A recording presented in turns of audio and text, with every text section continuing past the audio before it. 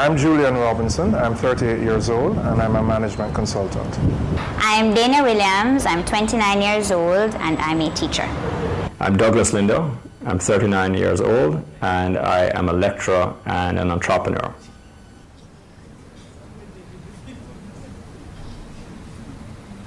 My mother and father never planned for their retirement, and as such, I don't want to be caught in a similar situation. And having children of my own, I think it's quite suitable to plan for my retirement and starting now.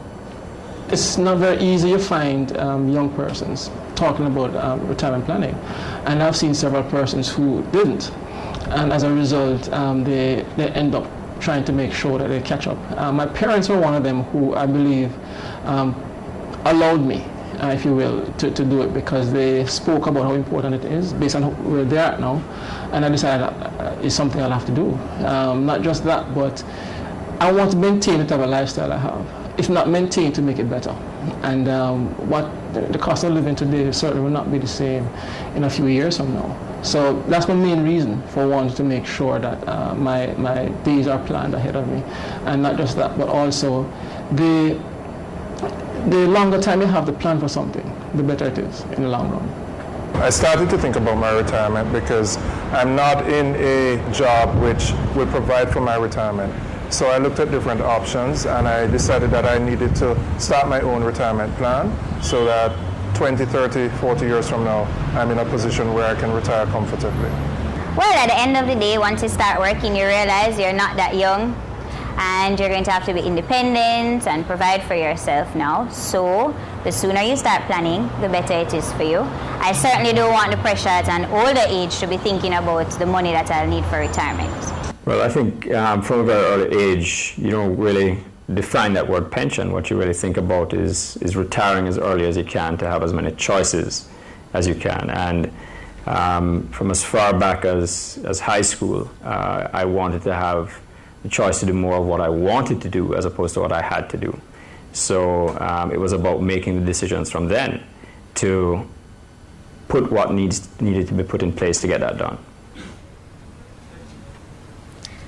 Well, you've heard it. I mean, we'll hear a bit more later on in the session. We're just going to take about a 10-minute break now. Everybody can stretch our legs, get some coffee, tea, some refreshments in the back.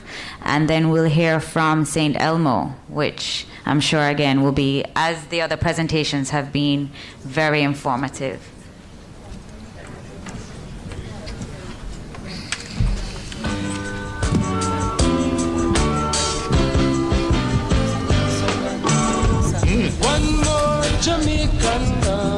Own individual retirement plan.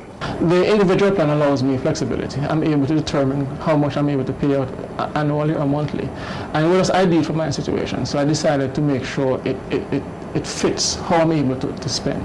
I do have a plan elsewhere in another country, but when I saw the advertisements for this particular plan, I was attracted to it. And one of the agents in a branch spoke to me about it, and I just decided that it was something prudent to do. So that really is what formed the decision. But it's something that I've always decided that I had to make my own provisions for my pension and my retirement. Well, the reality is that what I'm going to get when I retire is not going to be enough for me to live on the way that I'd like to live. It may not be a lavish lifestyle, but I'd like to maintain the lifestyle that I have now. So I realized that I'd have to do something on my own to boost those funds that I'd be getting. Well, interestingly, I spent a little time in the corporate world, but then I went into my own business. And that naturally forces you into a position where you have to save for your future.